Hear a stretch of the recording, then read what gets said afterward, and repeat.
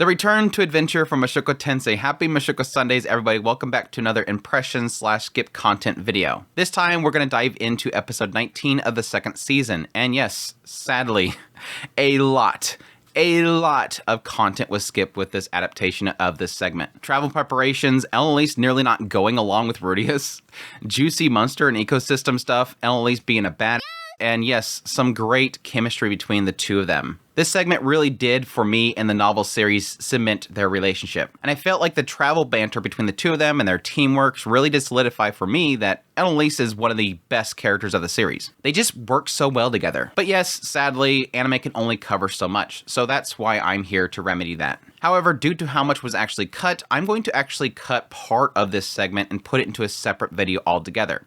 There's this whole segment about the Warriors of the Desert that really does kind of cover a separate group that does travel with Rudeus and Elinalise. It takes place just before they reach Rapan at the very end of the episode, so keep an eye out for that video. Volume 11, which we just finished with this episode, does have an extra chapter covering Norn, and I'll make a video on that in the following weeks. That all aside, this episode was really well done, covering much more than I actually imagined that it would. We got some great shots of Elinalise being a badass, and the Gryphon Fight was fantastic, and I think it did well to kind of cover the basics in how Rudeus actually got there. But anyhow, with the intro out of the way, let's just dive into it, because it's going to be probably a very long video. Opening up the episode, just before Rudeus does meet up with Elinalise, we have this little segment where Rudeus is actually contemplating on a situation. The Begaritt continent was a massive island, which required crossing the sea. The specific destination was the labyrinth city of Rapan, near the eastern coast. He could depart from the King Dragon Realm's east port. This wouldn't be direct, but he can cut down on traveling in Begaritt, making it safer. Because again, reminder here that the Begaritt continent is like more dangerous than the Demon continent, and the Demon continent is extremely dangerous.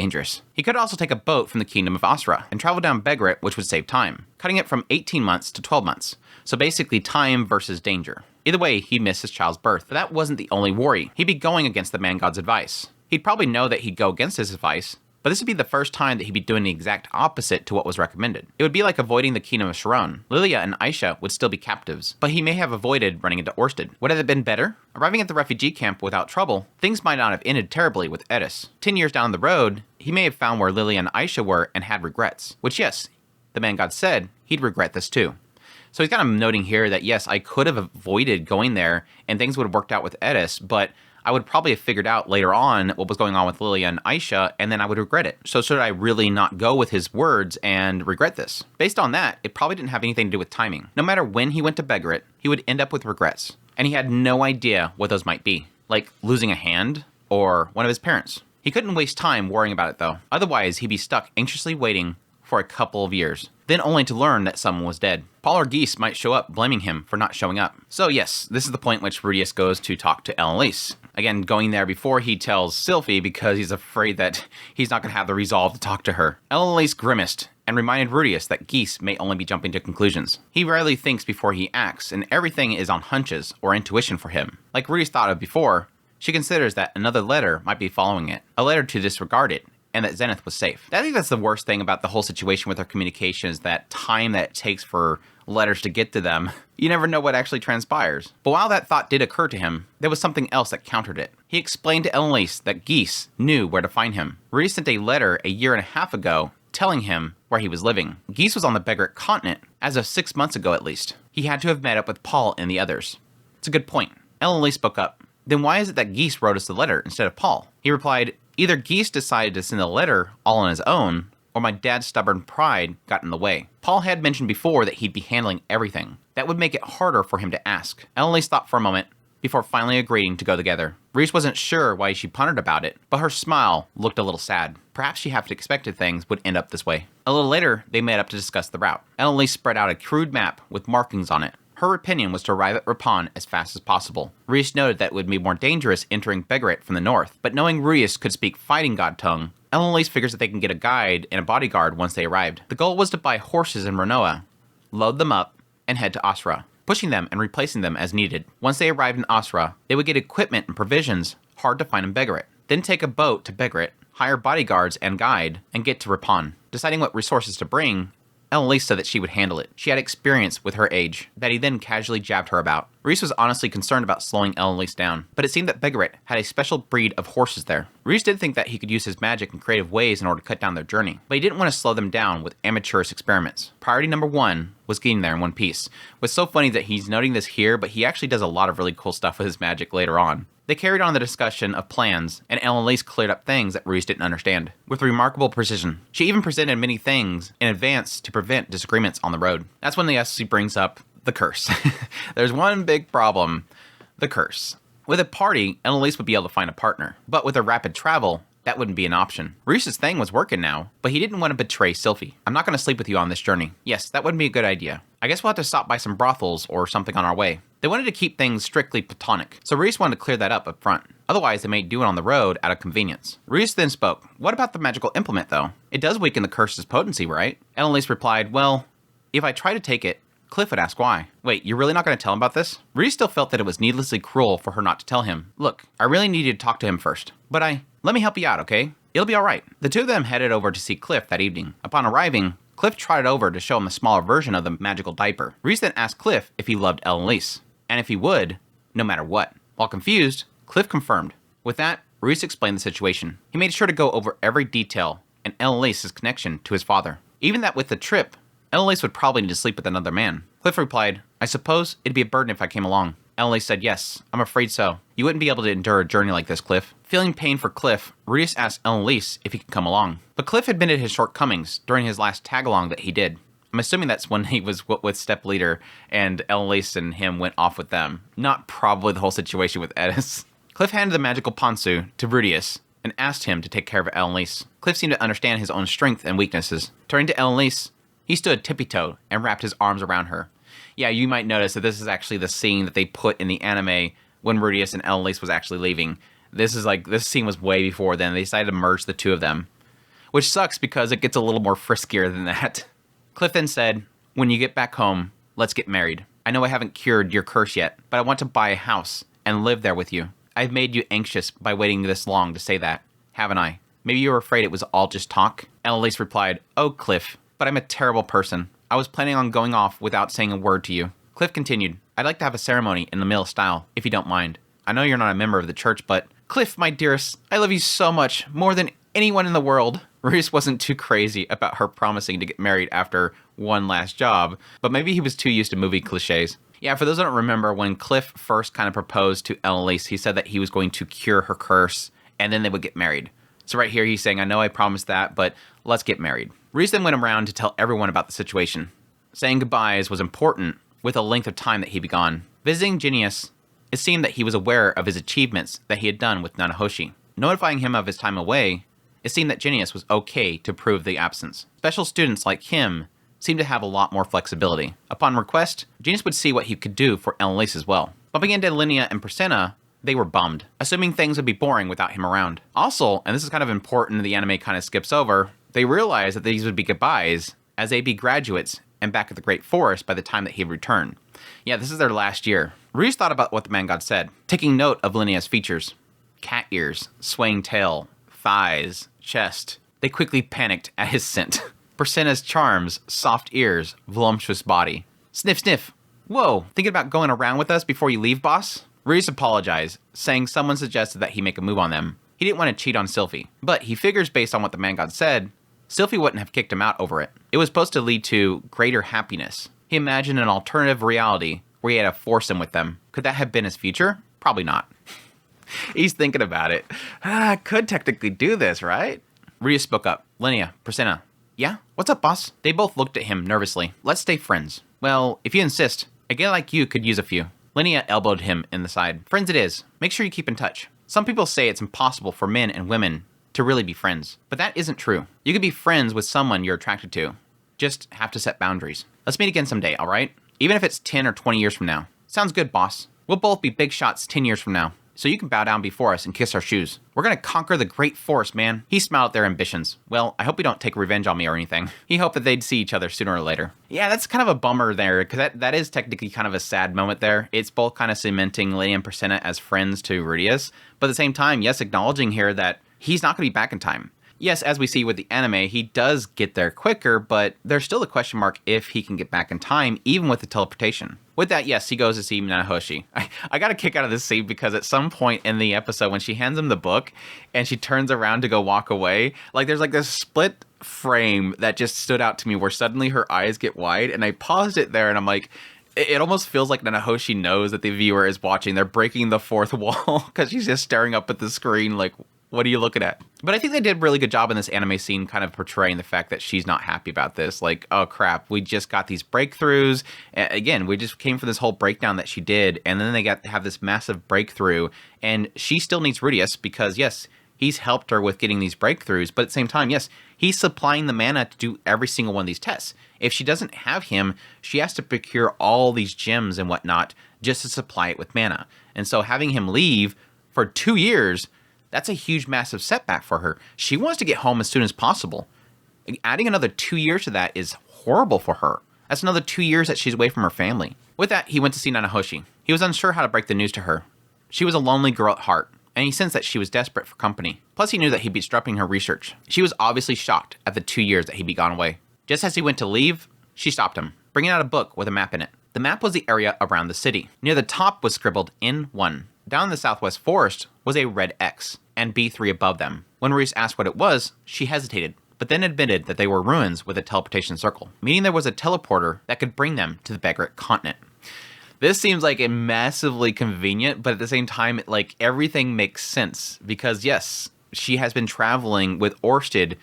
She traveled with Orsted when she first arrived in this world for a long time. And it wasn't like they were on foot traveling everywhere and having to go to ports and everything like that. Nobody's going to want to see Orsted at a port. Again, this is the person that made somebody like Rijerd freeze in place out of terror. Rudeus was the only one when they first met that was not struck with that fear. And so the thought of him going to a port to get a ship or whatever is not plausible. They were traveling through these teleportation circles. While Nanahoshi said that she didn't remember where they were, Orsted had sworn her to secrecy. While she figured that she wouldn't remember them anyhow, she agreed. But then over time, she started taking notes of their locations, just in case she ever needed them. Good girl, good girl. It was incomplete due to her not having a local map, but there were notes like mountain to the left, roughly 3 days travel east to reach a river, then 2 more to reach them. Letters of the marks indicated the continent, and number was the order in which they had been accessed. Nanahoshi spoke up. I've heard about this Rapan place you mentioned. I remember where it was too. There's a place called Bazaar close to this teleporter, and Rapan's about a month's journey to the north of there. I'm positive. It's that close? Rudeus asked. Flipping through the book, Rudeus figured the teleporter would have him home in just 3 months. He could make it back in time for his child's birth, even if it took him a month to save Zenith. He'd be missing out on mating season though, but that didn't matter. You could have both. It's like the whole scenario where like the man god's saying do this or you're gonna regret it. And he's like, but why not both? Rudeus then asked, are you sure about this? Didn't Orsted tell you to keep this a secret? I won't deny that I'm a bit conflicted, but I owe you a lot after last time. Just don't share this information with anyone, alright? Teleportation magic is a forbidden art. If word gets around, the ruins will be destroyed by the local governments. Rudeus thought that would make it inconvenient for Orsted. He'd be mad at both of them. The thought made Rudeus tremble a little. Yeah, don't reveal the secrets, or you dead. Thanks, Nanahoshi. This is a huge help. I just want you to get back here as quickly as possible. That's all. She said that with a dismissive snort. The girl was really a pure tsundere. Oh, I almost forgot. On the first page, I sketched the signs they use to mark these ruins and decipher how you dispel the concealment magic that protects them. Make sure you read it carefully. Honestly, I was actually surprised this was even covered in the anime, but yeah, there's a lot more details in here regarding the fact that, yes, this is a lot to do with the fact that this is something that Orsted did not want anybody knowing. I'm not even sure if the anime mentioned before that they did travel with teleportation magic, or these teleportation circles. So it's kind of a shock to actually see them bring that up here. But yes, the funniest scenes that unfortunately the anime cut. Rudeus went back excitedly to tell Elinalise. Figuring with the short journey they'd be able to bring Cliff along too. Arriving back to Cliff's laboratory, he was greeted with Elinalise and nothing but a blanket. I'm sorry, Rudeus, I can't go after all. She apparently had lost her nerve.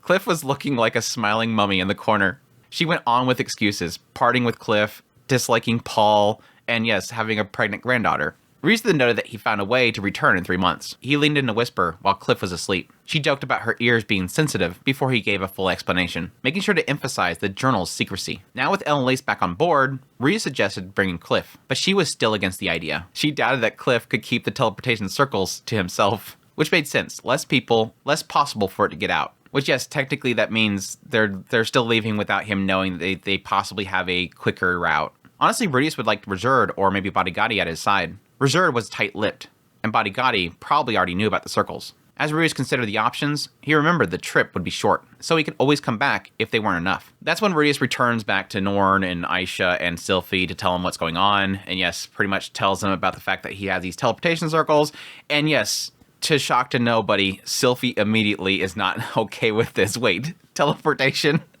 Again, reminder here, the displacement incident, she was literally uprooted from her life, thrown to a random kingdom, where then she had to basically fight for her own safety and the safety of Ariel, and trying to make, some sort of connection with her in order to survive, find her family, find that her family's dead, losing Rudeus, finally being reunited with Rudeus, and here Rudeus is saying, I gotta leave, and I'm gonna use teleportation circles. She's not too happy about it.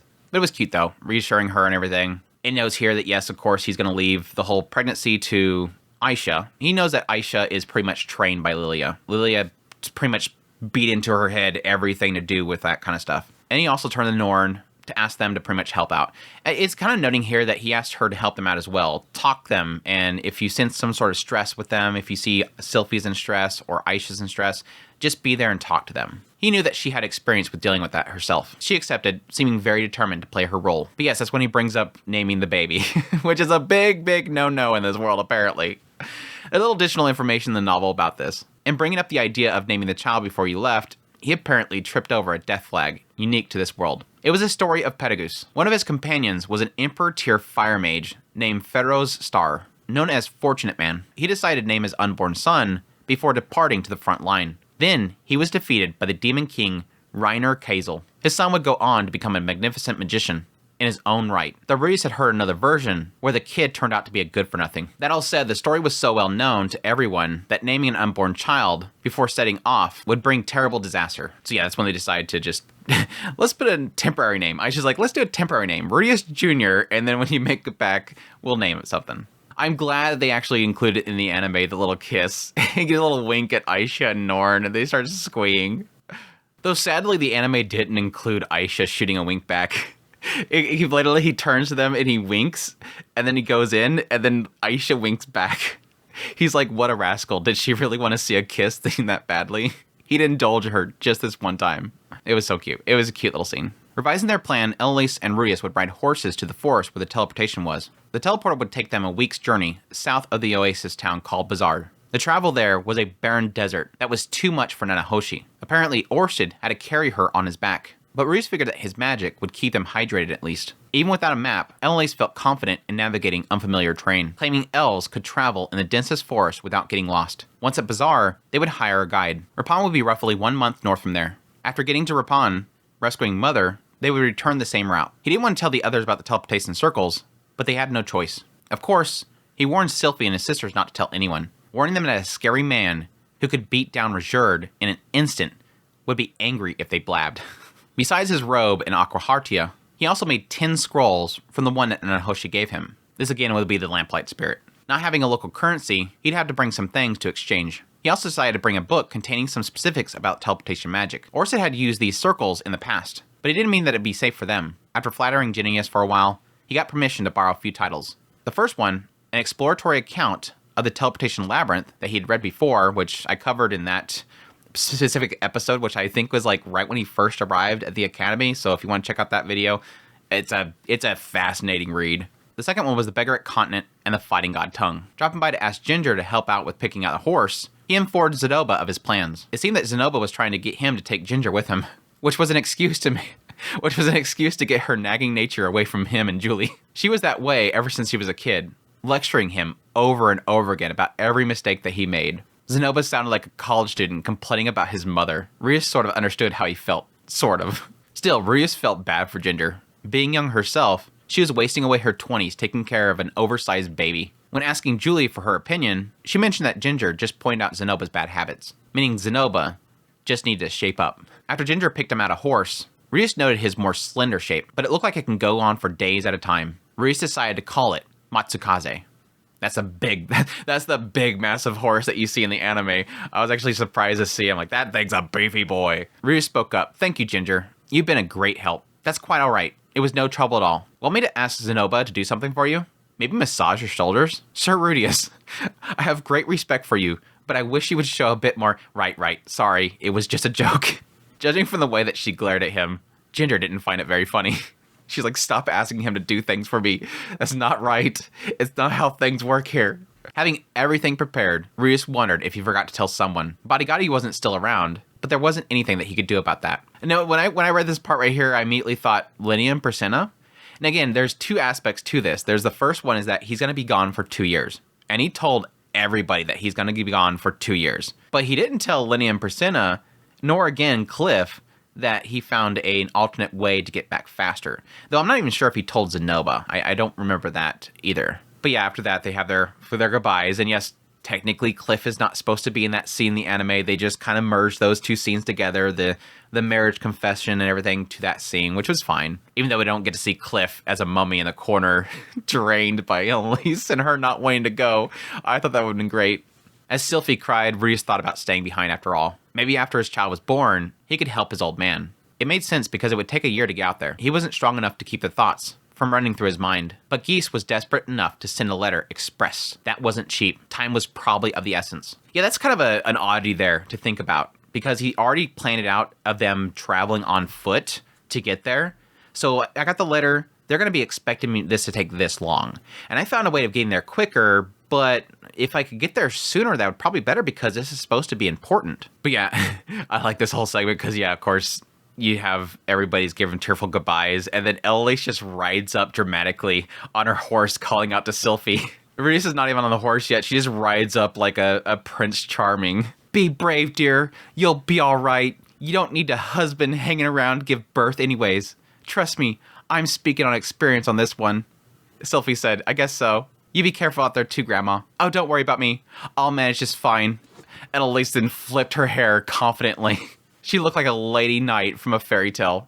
Though her tantrum earlier the other day ruined the whole experience. Yes, her crying and saying that she doesn't want to go anymore. She wants to stay with Cliff. But yeah, that's when he hops on and they go on their journey. 5 days later, they reach the forest southwest of Shiraya. Rudeus had to keep himself preoccupied the entire time charging Elinalise's Pantsu. The adventurer they hired to return their horses back to Shiraya kept shooting envious glances at Rudeus. I'm actually surprised that they included that. That's kind of one of those little, like, subtle notes to kind of put there, is to have that they had somebody go with them in order to take the horses back. Because, yes, he paid a penny for that horse. It's not like they could just leave Masakaze just sitting there at the forest for however long they're going to be gone. The shots in the forest were great, by the way. It's just unfortunate they kind of skipped quite a bit of context here as well. Inside the forest, what you recall was named Lumen or something? Emmett's stomach in some language. Inside was incredibly dense vegetation and tall, old trees that blocked the sun. Roots were so large that they were like natural staircases. It was easy for an experienced ranger to get lost here, and any bodies were probably digested by the forest over centuries. With the lack of sign of woodcutters coming out there, maybe the monsters were strong and numerous. That said, woodcutters in this guild weren't anything to scoff at. A team of lumberjacks were often more organized and capable than an average band of adventurers. Woodcutters Guild was home to many formidable characters. Woodcutting was a vital function of this world. If trees didn't get cut down regularly, eventually you would get swarms of dangerous treants. Yeah, that's important to note because we kind of got into that a little bit when the series first opened up, because one of the roles that Paul had and his team was to go out to this forest and do this hunting, because the forest is where a lot of mana kind of builds up and it deforms the monsters. And yes, you would imagine with tall trees, very strong and very aged trees, you'd have a lot of treants being built up. So they're sending them out there on a regular basis to cut them down. In formation, Elinalise took the lead, using her skills of navigation and hearing to warn them. She search, he destroy. This went well, and Elinalise seemed to navigate them around the dangerous areas. A skill she had picked up over years, rather than a sort of natural elven instinct. After some time, Elinalise spotted a flat stone slab with a symbol carved on it. Despite assuming that they'd be coming for 2 or 3 days, she found it before sunset. Maybe she had skill points in Find Secret or something. This carving on the stone was familiar to Rudeus, from the monuments to the 7 great powers. It bore the crest of the dragon god, a sharp, angular pattern made up of mostly triangles. He wondered if he had seen it before, that perhaps it was supposed to represent a dragon's face. Then he remembered. It looked like the symbol on the papers in the basement of his house. Interesting connection there. Subtle differences, but similar. Perhaps the man who created the killer robot has some sort of connection to the dragon god. When I read this part, it was like juicy bits. This part just started opening up can of worms for me. While Elinalise stood guard, Rudeus opened a notebook and placed his hand on the stone. He spoke. The worm lived only for his ideals. None could escape the reach of his mighty arms. He was a second to die, a dragon general. His scales green and gold. His life the most ephemeral of dreams. In the name of the holy dragon emperor, Sharad, I break this seal. Instantly, mana flowed from his arm into the tablet. The world began to distort before his eyes. Air itself seemed to swirl strangely for a moment. The thick wall of forest and plants in front of him disappeared, leaving a stone building in its place. Super cool. It was super cool, like a little like a concealment kind of thing. Because again, these teleportation circles are not allowed in society, in the governments. So if anybody were to find this ruin sitting in this forest, and I'm sure that eventually somebody's going to come by it, they find out, they come in there and destroy it. Rudeus realized that the way the mana flowed from him was familiar. This thing was probably an oversized stationary magical implement. Inside the tablet was probably a bunch of complex magic circles. The incantation struck him as a Dragon God original, what with all the references of various dragons. Rudeus seemed to recall the Holy Dragon Emperor Sharad was one of the 5 dragon generals from the old stories. With the incantation being incomplete, given that it lacked a name, with the entire thing, he would possibly be able to imitate its power and dispel magical barriers freely. It seemed disturbingly possible. Yeah, that's crazy. For those that don't know, we've covered it in previous skipped contents, but yeah, there's a lot of emphasis on barrier magics and how it's sort of a thing kept to Millis. Millis has kept that stuff to themselves. And they've had teachers that can go out and teach only certain bits, which the curriculum is including that this year seemingly because Cliff is there. But there is this idea that nobody that knows to a certain degree of barrier magics and stuff can teach it outside of Millis. Otherwise, you'll be hunted down. So it is one of those things where if Rudeus knows how to dispel barriers, it seems very powerful, but at the same time, there is a thought there that Millis might not like that. The thought made Rudeus want to uproot the tablet and take it home, but he might get murdered by Orsted for it. Realizing Rudeus had never gone to a labyrinth before, Elinalise advised him to stay close and follow her footsteps. They weren't sure if it was labyrinth, but it would be better safe than sorry. Elinalise wasn't a rogue or anything, so not sure if she'd be able to find the traps, Rudeus activated his Eye of Foresight. Inside was a classical forest ruins. First 2 rooms were empty spaces, about 7 square meters in size. Third room had a small closet in one of the corners. They found a winter clothing in a man's size stored inside of it. It was so funny seeing this in the anime. I'm like, holy crap, that just legit looks like Orsted's coat that he was wearing when Rudeus ran into them. I didn't think it, when I read this part, I'm like, yeah, okay, just a coat. Yeah, I can see it. You know, something he probably gives to Nanahoshi or something like that, or kept it in there or whatever. No, it's literally his coat. They hadn't been there for long, so that meant that someone changed their clothes here. By someone, Rudeus knew it was Orsted. Yeah, when I read that, I immediately thought, I wonder if Orsted's in Begaritt. I wonder if Orsted is Begaritt. Since the teleporter was going to drop him in the middle of the forest, and this area was blanketed in snow, Rudeus had to imagine it would be hard for Orsted to buy clothes for the winter. So he left them here for his next visit. Yeah, because they're not going to be too happy with him walking into a store. Fourth room was a set of stairs leading down to darkness. Elinalise inspected the room for traps before clearing it. Downstairs, they found the magic circle, emitting a bluish-white light, about the size of the one that trapped him in Sharon. After Rudeus checked his notes to see if it matched with the information written, he looked at Elinalise, who seemed a little hesitant. Is something wrong, Elinalise? I have some rather painful memories involving teleportation, that's all. Yeah, well, you're not the only one. Yeah, I suppose not. Elinalise shook her head and looked at the magic circle again. This time, there was a grimly determined expression on her face. Rudeus then said, if this thing drops us in the middle of the ocean, let's make sure that Nanahoshi regrets it. Elinalise replied, all right, I'll hold her down and you jab it in. Could you go with something less sexual? Sexual? I didn't specify what you'd be jamming into where, dear. You could always just stick your finger in her nose or something. You have a rather dirty mind. Rudeus retorted, sticking your finger into a girl's nose still sounds kind of sexual to me, actually. Does it really? I'll have to see if Cliff wants to try that later. Don't blame me if he takes you up on that. Elinalise then took Rudeus' hand. Hers were stronger despite her slender fingers. His heart began to beat a little faster. I hope you're not misunderstanding, Rudeus. It's important for us to keep physical contact when we teleport, if we want to make sure that it keeps us together. Oh, right. Sorry about that. There I go again, seducing my granddaughter's husband without even trying. It's simply criminal to be this beautiful, I suppose. Yeah. Better atone for your misdeeds by filing a divorce. Hey, come on. Now you're just being rude. Turning the awkwardness into a joke to diffuse it. Elinalise really knew how to handle these situations. Okay, shall we go? Let's do it. And they step through. I do like this a little bit because, for one, I don't know why the anime implies that Elinalise doesn't know about this. Well, here's the thing. In the anime, it's portraying the idea that Rudeus is telling Elinalise that we have to hold hands when we walk through it.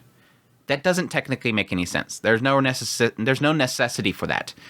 Elinalise tells Rudeus that we have to hold hands. Why? Because she knows about teleportation. Again, she has a very bad experience with it. And I think it gets into why later on, but it is kind of the aspect of like, why would Rudeus say that when the whole concept of the teleportation, like Elinalise did when she went back. She went back to check it out, see if it went return them and came back. So it's kind of weird that he says that in the anime. It's weird. The teleportation felt like snapping awake out of a daze. He may have actually lost consciousness for a moment. Beside him was Elinalise, looking a little startled. I guess we're here. Well, maybe. The place looked similar, but there was sand and lack of vines. He seemed to have everything with him, and hadn't swapped minds with Elinalise or anything. Darn. It's going to do a body swap thing through teleportation trope. As he stepped off the circle, it began glowing again, as if it was ready to send them back. I thought it was interesting that they didn't show that when she went through it, that it glowed up again. He hadn't seen any magic crystals, so he was curious what powered it. Maybe something buried underneath, absorbing mana from the air around it? If that was the case, he really wanted to know how it worked. That's the point which Rudeus decides they would check to see if it worked going back, and that's the point which Elinalise goes through. And since the novel covered the thing with the whole coat already, not here, that's when Elinalise pops back up after about 15 minutes. Specifically, though, there's a little more details on the teleportation itself that unfortunately the anime doesn't visually show what's happening there. It says that she finally showed back up, popping up from the floor in a fraction of a second. She looked a little woozy for a moment, but nodded. Apparently, she'd only spent a few seconds on the other side, so it wasn't instantaneous. Rudeus heard that during the displacement incident, there was an odd delay between the disappearance and the reappearance. And yeah, and I think that's why in the anime it's sort of kind of pointing out this idea of like a time distortion or whatever. Going upstairs, he felt a sharp increase in temperature. The air was brutally hot. He noticed footprints on the ground, carpeted in sand, assuming they were Orsted's. If he bumped into Orsted, he'd have to grovel at his feet faster than he could kill him. In one of the rooms, he found a few thick white capes and water canteens. Rudeus asked, "What do you think we should do about our footsteps? Think we should erase them?" Elinalise spoke up. "Are you worried about this Orsted person? I think it's rather unlikely that we'll run into him." Rudeus thought about leaving a message about how Nanahoshi told him that he'd keep a secret and that it's a family emergency, and beg him not to be mad at him. There was no telling when Orsted would be there next. He may never know that they've been there. Leaving a letter, maybe asking for trouble. So he decided not to bother. Outside, it was incredibly hot. The wind hurt his face. All he saw was a sea of rolling sand dunes. Being close to nightfall, Elinalise made the call to stay in the ruins for the night. Yeah, for some reason the anime, it goes out to like this little dome, and then they stay there, and then this part happens, which is, yeah, it's very interesting. They sort of cover it in the anime, but there's quite a bit of it that kind of gives some context to it. I did get a massive kick out of the fact that the PV released and everybody was getting mad that Rudeus was cheating on Sylphie with Elinalise.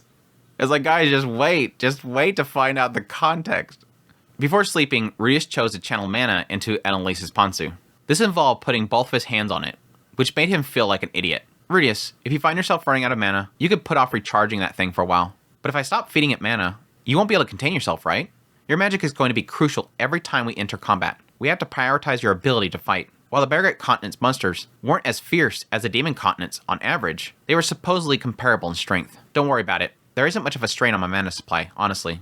"Really? I swear your mana's like a bottomless well. Kinda like your sex drive." "Oh, I wouldn't say I'm that horny, dear." He feared her going into seductress mode. He probably wouldn't be able to resist. There was too many convenient excuses. Just this once. It'll be our little secret. I tried to stop her, but she forced the issue. If they gave in, it might ruin their lives. What if she got pregnant? Cliff would hate him for the rest of his life. Sylphie might not forgive him either. And what would his sisters think? Nothing good would come of it. It didn't help that he was feeling backed up. He'd possibly have to wait for guard duty that night. In the middle of the night, he caught a scent. He caught a scent. It is time for the greatest enemy of the Grey Rat family. Opening his eyes, he seen Elinalise grimacing in her sleep with her sword in her arms. He found himself checking her body, a grown-up version of Sylphie's. All of a sudden, his log had grown into a towering oak, and his thoughts were clouded with desire. He found himself touching her thigh before she parted her legs slightly. Suddenly, she murmured Cliff's name. With that, Rudeus crawled out of the room. Sitting atop a nearby sand dune, he started to lower his pants before he heard someone nearby. Was it Elinalise? He spotted a sexy woman standing not too far away. It was freezing, but she was dressed like a dancing girl, skimpy and probably transparent in the light of day. She had short, curly hair. Her body shone palely against the inky sky, curves all in the right places. She put her finger to her mouth and licked it seductively. He found himself staring, transfixed at her lips. She slowly, patiently walked over to him, crouched down, spread her legs apart. They missed that in the anime. I just knew they weren't going to do that in the anime. The sweet smell he whiffed earlier flooded the air more powerfully, like a tidal wave. Something warm streaked down his face. His nose was bleeding as he chuckled. As the woman reached a hand inviting him, he accepted it and let her draw him in. Suddenly, he heard his name shouted from the ruins. The woman jumped backwards, and a second later, Elinalise slashed her sword through the air where she had been. Before Rudeus could react, Elinalise had positioned herself between them. Get a hold of yourself, stupid!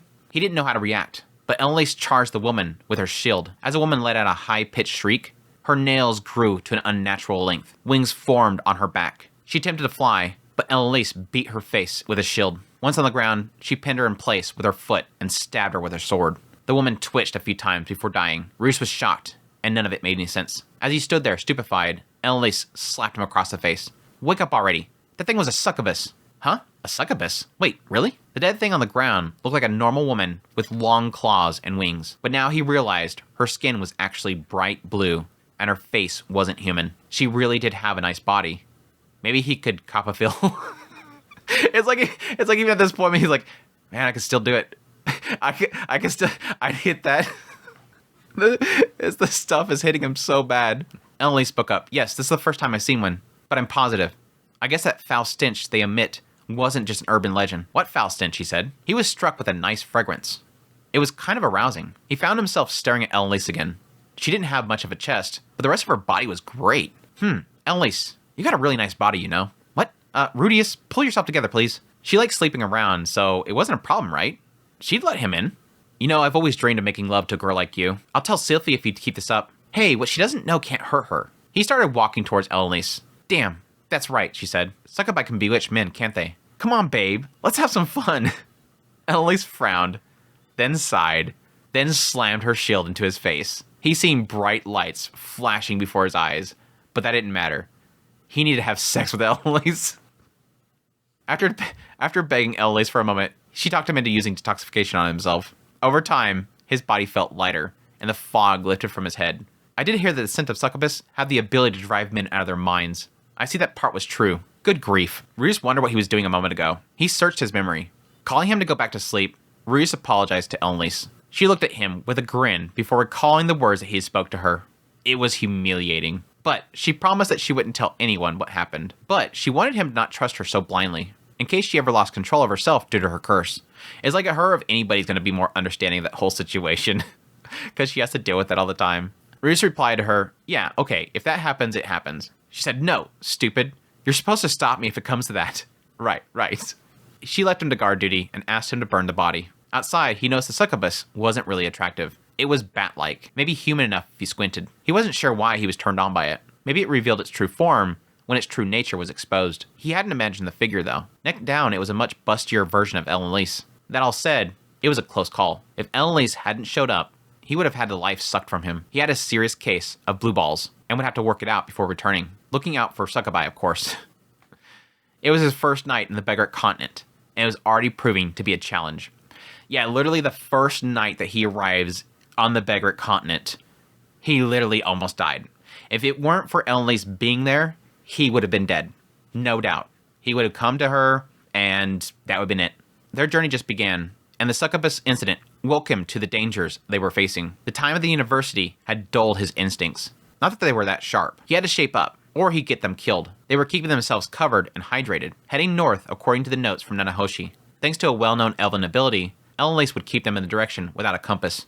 The heat was getting to Elinalise, and while he offered a rainstorm, she didn't want him to attract monsters. This reminded him that lizards emerged during the rainy seasons of the Great Forest. Still, monsters of this continent were said to be unable to endure the cold, so he could try freezing the air around them. While he felt his experience walking in the snow would help him in the sand, his optimism faltered as he found himself exhausted within a few hours. Sun beating down on him, scorching winds, he felt a little dizzy. Even with hydrating often, he still felt fatigue building fast. This shocked Elinalise, as she figured that he would have more stamina. Still, she figured Cliff and Zenoba would have collapsed by now. Elinalise, on the other hand, was still in surprisingly good shape. It never ceased to amaze him how monstrously tough the warriors of this world were. Maybe unnatural stamina had something to do with battle aura too. He was more than a little jealous. Again, still unable to produce a battle aura. Really annoys him. Still, the heat was too much. Up north, he would create a pocket of heat around himself. Maybe he could do something similar here. Oh, that's nice and cool. Did you do something, Rudeus? Yeah, I'm trying to lower the temperature around us just a little. After some trial and error, he managed to cool things down by 5 degrees. He then supplemented that by freezing water inside of canteens and slipping them inside his clothes. It made it a bit more tolerable. That day they encountered multiple monsters. Twin Death Scorpion, 2 meters in length, with a tail split in two. Supposedly a B-rank monster, its sting can only be cured by intermediate level detoxification, which made him glad that he learned that tier. Elinalise pinned it down while Rudeus fired stone cannons. He figured if Elinalise was alone, she would have had a hard time due to its armor like Carapace. Next monster was a Cactus Treant, a C-rank that shot needles and used basic earth magic. When Rudeus joked about them being everywhere like slimes, Elinalise was puzzled as slimes only lived deep in caves. It's like, no, not in this world. The next attack was sudden and without warning. Elinalise shouted they were under attack before leaping to his side. From under the ground came a worm where she was standing, a meter thick and 5 meters long. It made a strange barking sound before it plunged back into the sand. It was a sandworm, a monster that would only attack from below. Rudeus had heard about similar ones in the Great Forest. However, the ones in the Great Forest were only 20 to 30 centimeters thick, biting off one of your legs at most. Elinalise then spoke up. I hear they have big ones on the Demon Continent as well. You've ever seen one?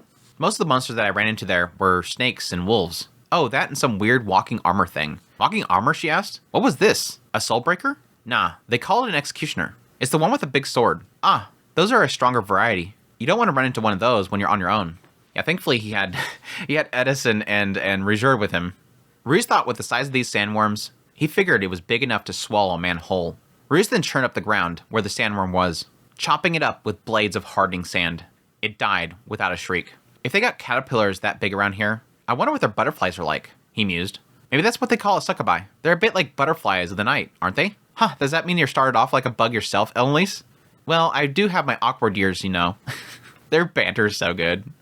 Elinalise didn't deny any of it, but it made him wonder about the caterpillar years. Hanging out around a library with dorky glasses? Working in the fields in overalls? The last monster they encountered was a group of ants. They spotted them before Elinalise threw him to the ground. Hey, what are you doing? That's an army of Phalanx Ants. As they crawled back up, Rudeus got a nice sight of Elinalise's butt. He wondered if Elinalise would round out like that. Peering over, the ants marched in formation. Each were maybe 30 meters in size. Some had wings, and some had oddly human-shaped lower bodies. Elinalise whispered to Rudeus, given their size and number, that's definitely an S-rank threat. Wow, really? Mind explaining? I'm a little curious. Phalanx Ants are one of the most dangerous monsters out there. They're known for their insatiable appetite and their ability to consume anything in their path. Those ones are particularly massive too. They must be a species unique to this continent. They were like mutant versions of army ants. Unlike other ants, they didn't establish static colonies, but they were in constant motion, eating everything in their path. Their sheer numbers made them capable of overwhelming any terrestrial foe, even stray dragons. At intervals, they would establish a nest and replenish their numbers. Since they were monsters, they were smarter and more aggressive than ants. Approaching, they'd be swarmed in a blink of an eye. None of them were individually that powerful, some E, D, or C rank, but there were thousands of them possibly. Elinalise spotted the queen. It was 2 meters in length, with an upper body of a female human. He thought about how well the ants would form in response to an attack, possibly if some could use magic. But he could try using a massive spell to hit them all at once. But a nuke that big might end up hitting Elinalise and himself. Rudeus? Why do you look like you're getting ready to fight? What? I'm not. Well, you're clearly thinking about how you could try to kill them. For now, Elinalise wanted them to stay put until he marched past. It wasn't like he was going to get experience or drag a carapace to town in this heat. An hour later, they were able to move on. As the sun set, they debated pressing on into the night. A swarm of giant bats began to encircle them. While not a great threat, and not aggressive towards humans, they began to flock around Elinalise. He assumed it was mating season, and they were all males. Hey, Rudeus, don't just watch, help me. Yeah, sure. Nimble as she was, she couldn't keep moving with them swarming around her. He'd have to knock them away with a little tornado or something. As he began to prepare to cast, he noticed a large silhouette inside the swarm of bats. Humanoid figure with bat wings skipping towards them. There was a sweet scent in the air. It was a succubus. Succubus number 2. Rudeus quickly fired stone cannon. He smacked his big hard rock right into that little seductress.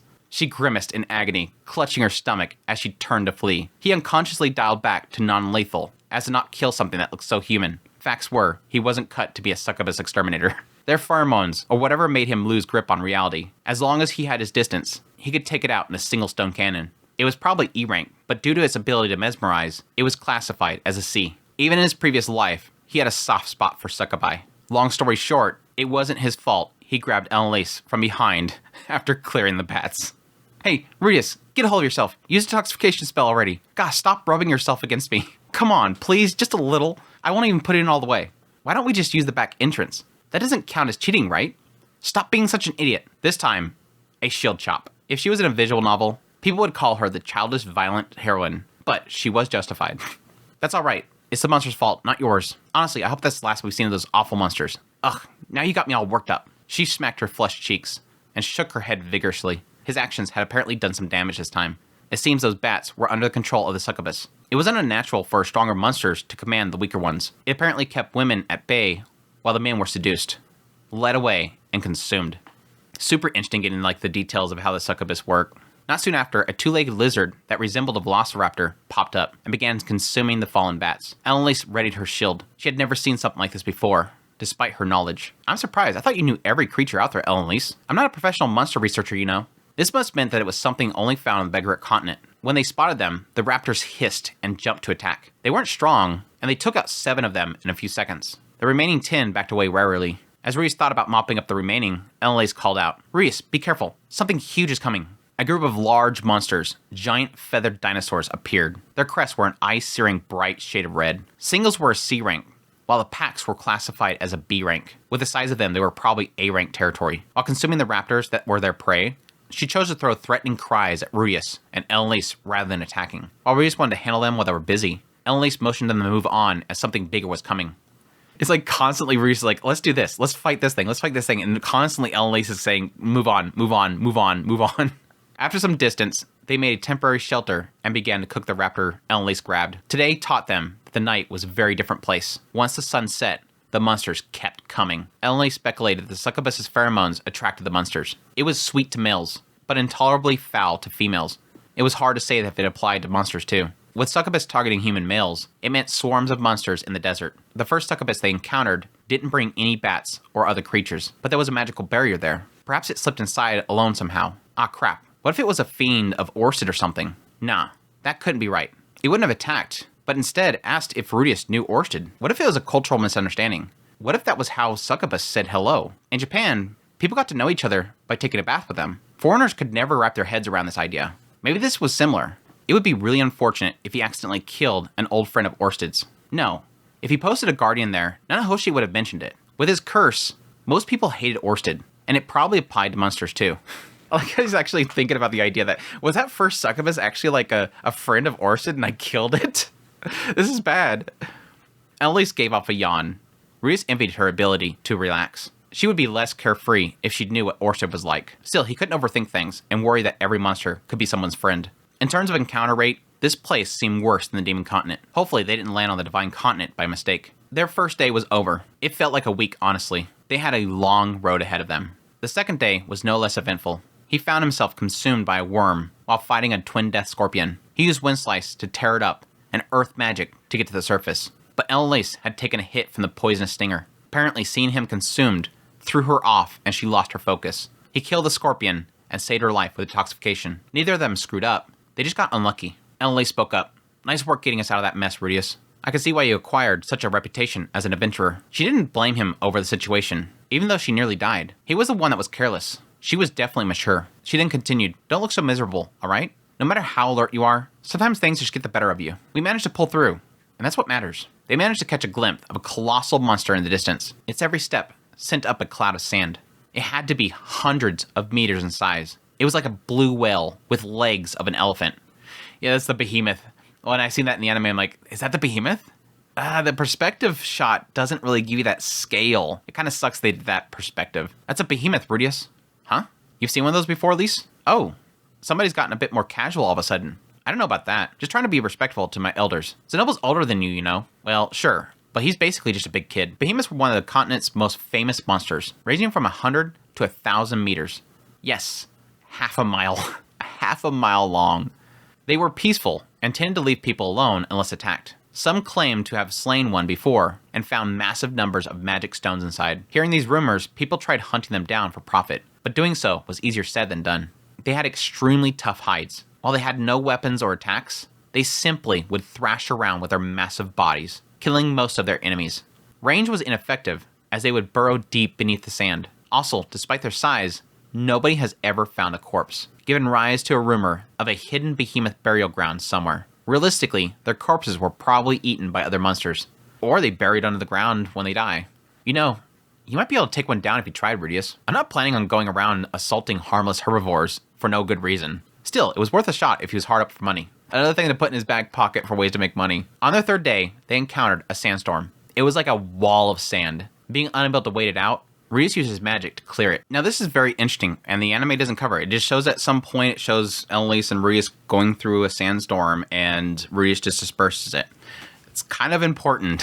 But yes, he used magic to clear it. Looking back, an hour later, he found the storm had reappeared exactly where it had been. It seemed plausible it was a sort of magical barrier in its own right. A natural-looking defense on the road leading to Orsted's teleporter, maybe. Nanahoshi didn't mention it, but she said that she was kind of out of it during their trip. On the fourth day, the monster encounters decreased. Maybe the sandstorm kept them sealed off in that area that they left. Monsters here were different. Scorpions had one tail. No armies of ants. Sandworms were only as thick as Elinalise's waist now. There weren't any giant bats flying around either, or succubus. There were raptors, but they were smaller. There was no sign of any Garuda. He fought the urge to be disappointed at the lack of the succubi, though. Again, that's very interesting. The anime doesn't really kind of give that indication. They just kind of he disperses it, and then they just continue on the journey. The idea here is that, like, it seems like there's this area that's encircled by this sandstorm, which is where the teleportation ruins is. The ruins are supposed to be hidden, but it's within this barrier. And in this barrier, there's insanely powerful monsters everywhere. Typically, whenever it comes to the strength of monsters, it comes from, like, mana and whatnot. So the possibility is a large amount of mana in that area where the teleportation circle is, and then this thing is enclosing it. So it's crazy, they had all this trouble, and the moment they get past that sandstorm, suddenly things are, like, peaceful. On day 5, Rudeus had fears of them going in circles, but he had to trust Elinalise. Voicing his concerns would only throw off their teamwork, and they would end up dead. Suddenly, Elinalise called out to him that something was in distance, possibly a mirage, but they moved towards the blur on high alert. It was a giant rock formation with a steep wall. Climbing it would be a challenge, but Rudeus used Earth Pillar to take them up. As they slowly elevated, cautiously, not knowing what was at the top, Rudeus felt something rubbing his butt. Elinalise, what is it? Is there some reason you're groping me? Oh, just a force habit. Think nothing of it. Maybe the curse was starting to affect her. He was keeping Cliff's invention supplied with mana, but all it did was buy time. It had been 10 days since she was with Cliff. Worst case scenario, he would have to sleep with her. But even if he did blame it on the curse, he'd still be cheating on his wife. He needed to keep his promise. His hope was that Bazaar had a brothel. She could hire someone there. Elinalise, we're at the top now. Yes, I suppose we are. She was clinging to him, staring at his shoulders with some passion in her eyes. You can get off now. Oh, right. Pardon me. She stepped off the pillar, but her eyes drifted down to his lower body. He started sensing some danger. Maybe holding her was a bit of a mistake. In retrospect, she was consciously trying to avoid physical contact with him for the last few days. A few seconds later, Elinalise shouted a warning to get down.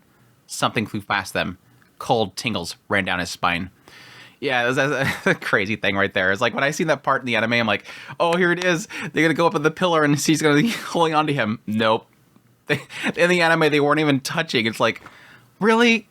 If we're going to have that, if we're going to go that far to have that whole pillaring up and going to the upper area of that cliff and not just completely skip, at least show that bit. It was frustrating. But yeah, that's when they fight the Gryphon, which I think the anime covered really well. Just the idea that they both kind of chose their targets. Rudeus tried to do the spikes on one of them. It went up into the air, and that's when he fired it down, turning it over to Elinalise. The interesting thing to kind of note here is that when Elinalise was fighting hers, she was whittling it down. It kind of gives the impression that she was struggling with the thing, and then Rudeus had to help her, but she was kind of slowly whittling it down, basically slicing at its claws so that it couldn't retaliate to her. She's actually got some really good strategy to how she fights. Day 6, they figured out the rock shelf itself was a Gryphon nesting ground. Multiple creatures had divided the area into territories. Gryphons didn't use magic, but were physically powerful. With mobility, it made them a challenge for magicians. They were clever and could organize coordinated attacks and ambushes. In a group, they were considered A rank. Having fought off the lead of the territory, they had a peaceful night, feasting on the last kill of the Gryphons. A male, female, and an offspring. It felt bad when he had a child on the way, but he had to survive. Rudeus had prepared a few spices and went on to cook the meat. After tasting it, Elinalise was taken aback by how geese carried spices around too. It always seemed like the road-like adventurers carried around spices or collected them, foraging materials to be useful outside of cooking, using some materials to repel insects and monsters, or blind others. It's kind of crafty, because yes, Geese isn't a fighter. He's a rogue. He's got the useful information for his party when he was traveling with, Elinalise and Paul and Zenith and all them. And so yes, it makes sense that they would be gathering stuff to use in battle because they're not going to go out there and start punching things. Elinalise noticed that she liked the way that Rudeus seasoned the food, licking her fingers in a way she only did when seducing someone. It was obvious that she enjoyed it. When he corrected her, she said that he sounded like Zenith, which yes, brought back some memories. Elinalise imitated Zenith, which didn't match his memories, but they knew each other for a long time before he was born. He wondered where she was for now, but then shook his head to avoid getting anxious. Were you promiscuous back then too, Elinalise? Promiscuous? That's rather rude. I suppose I was, though. Back in those days, we all used to sleep in our underwear, or in the nude. Ghislaine didn't know what a bra was at first. You should have seen the way that Paul ogled her. Come to think of it, I guess Zenith was about your age when I first met her. Really? You've known her ever since she was a teenager? Yes. She was a clueless, innocent girl. Paul picked her up off the street and dragged her into our party, the scoundrel. Elinalise had nostalgia in her eyes. With how Geese and Ghislaine looked as they talked about their party times, they must have had good times together. That's when Rudeus mentioned that Paul would probably want to apologize when they met each other again. But yes, she won't accept his apology, no matter what. Paul's a dirtbag. That's when Rudeus asked her what Paul did back then, but she figured that he didn't want to know about his father's romantic history. But Rudeus did want to know, but he didn't want to pressure her either. That said, she sort of revealed that it was about his love life, specifically. He had a physical relationship with Ghislaine at some point, so he probably slept with Elinalise too. It probably led to some ugly drama. Yeah, Paul's a dirtbag. But yeah, that's when he mentioned the fact that he probably wants to apologize to her. Paul was a good for nothing, but that's why Rudeus had to help him. Guys like Paul and him had to look out for each other. If worse came to worse, he would beg Elinalise to forgive him. On the 7th day, they reached the edge of the rock shelf. Off the edge wasn't a barren desert anymore. There was a smattering of trees and plants. In the distance was a large lake with white roofs clustered around it. They had found the city of Bazaar. On the 8th day of travel, they lowered themselves down the rock shelf and headed to Bazaar. It was a town comprised of tents and buildings encircling a lake. Arriving around that area wasn't just sand but soil, reddish-brown color, and the heat was less extreme there. This is where we do get an introduction of the characters that are involved with the Warriors of the Desert, but like I mentioned earlier, I'm going to have that for a separate video, but just know that when they arrive here, there's a conflict happening outside the village, and Elinalise and Rudeus help them out, and they part ways with them.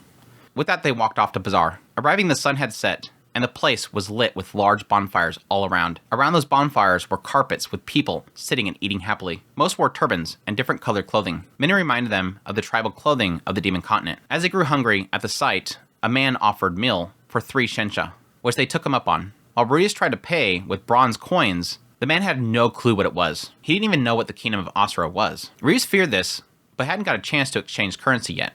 As he was about to switch to his backup plan, Elinalise dropped a small gold ring in his hand. He then nodded his head before moving on to the next customer. It's best to barter in situations like this, she said. I'm glad to have you around, Elinalise. You really know your stuff. There's no need for flattery, dear. Sitting there waiting for their food, some old memories of Japan came to him. He hadn't done much sitting on the ground lately. Their meal came, and it was a sweet soup with spicy meat and sour fruit. Also chunks inside that were some kind of rice. He hadn't experienced rice here, so it was a pleasant surprise. This is actually an inconsistency.